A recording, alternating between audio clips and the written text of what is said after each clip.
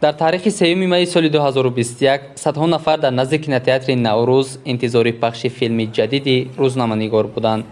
филми мазкур бо ташаббуси рӯзноманигори ҷавон одина маҳмад дар асоси саргузашти воқеӣ навишта шуд ва бо дастгирии коргардони тоҷик абдулҳай зокиров сабт шуда бахшида ба рӯзи озодии баён рӯи экран баромад. мазмуну муҳтавои филм ҳаёти рӯзноманигори ҷавонеро дар замони паҳншавии пандемияи нави коронавирус дар тоҷикистон дар бар мегирад. сарпарасти молиявии филм институти ҷамъиятии бунёди мадад ва студияи филмсозии хатлон синамо мебошанд. нахустнамоиши филм ба таври ройгон пешкаши тамошобинон шуда намояндагони созмонҳои байналмилалӣ, зумраи ҳунармандони синамои тоҷик, рӯзноманигорони шинохтаи тоҷикистон ва донишҷӯёни шохаи рӯзноманигорӣ ба он даъват шуда буданд. дар оғози намоиш аз тарафи роҳбарони филм ба аҳли гурӯҳи эҷодӣ ва сарпарастони филм сипосномаҳо тақдим карда шуда сипас филм ба тамошобинон намоиш дода шуд.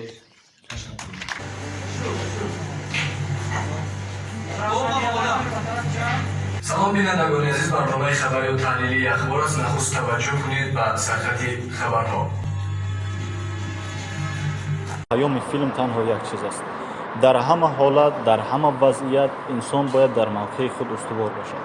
яъне ҳар нафаре ки дар мавқеи худ бошад ӯ ҳамавақт муваффақ мешавад. мо агар ки ба ин чизе ки нишон додем, мо нишон медодем ки хоб рӯзноманигор шикаст, рӯзноманигор муваффақ нашуд, рӯзноманигор як чизи дигар нашуд, ин ба он мерасонд ки гӯё ки инсон дар ҳама кор муваффақ нест. чунон ки қайд кардем, мазмуни филм на танҳо ба касбияти рӯзноманигор, ҳамзамон ба раванди паҳншавии пандемияи нави коронавирус дар тоҷикистон алоқаи зич дошт. филми мазкур дорои саҳнаҳое буд ки то андозаи хатарнокии ин ваборо нишон дода бинандаро водор месохт то баҳри ҳифзи саломатии хеш беаҳамият набошад. аслан вақте ки ман филмномаро гирифтам, аз аввал ҳам рӯзноманигор буд ва вақте ки хондам филмномаро ва дидам ки хеле зиндагии рӯзноманигор бо ковид печида аст ва пешниҳодам кардам ки шояд рӯзноманигор плюс ковид кунем. аз як ҷиҳатам дуруст аст ки вақте ки мардум ҳамчун рӯзноманигор филмро нигоҳ мекунад ва вақте ки мавзӯъро мебинад ки яъне ки боз як чӣ мегӯянд як паҳлӯи дигар дорад, ба ҳамин хотирам шояд дуруст аст ки яъне ки рӯзноманигор плюс ковид ҳам намонем, ё ки агар дуруст мешуд ки рӯзноманигор плюс ковид мемондем. филми рӯзноманигор аз тарафи тамошобинон, хосатан ҳунармандони синамо хуб пазируфта шуда атрофи он ибрози андеша намуданд. дар ҳақиқат ҳам шахсан барои ман бениҳоят маъқул шуд, барое ки дар он ҷо ман касбиятро медидам. касбияти худи коргардон абдулҳай зокиров ба ҳама маълум аст. он бисёр коргардони муваффақ аст ва банда низ дар филмҳояш нақшофарӣ кардаам. бинобар ин ман медонистам ки филм муваффақ мебарояд.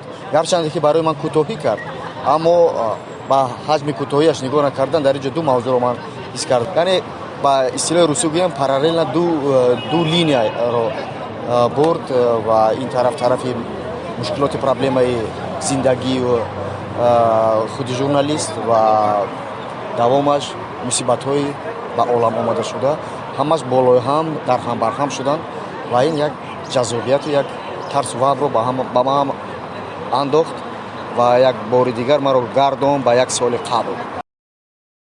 рости дар ин филм ман образи рӯзноманигорро пайдо карда натавонистам. шояд ки номи филмро иваз мекарданд, ровӣ нотиқ ё ин ки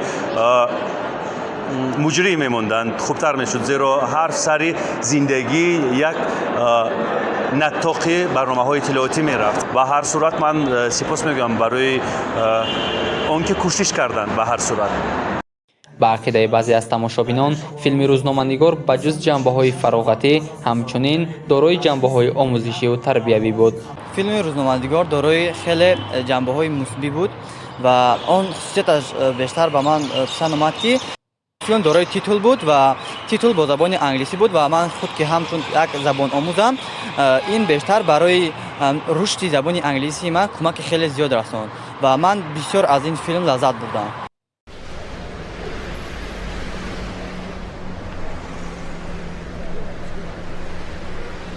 салом алейкум.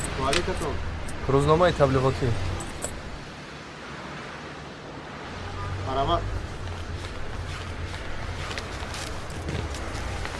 Аҳа. Раҳмат.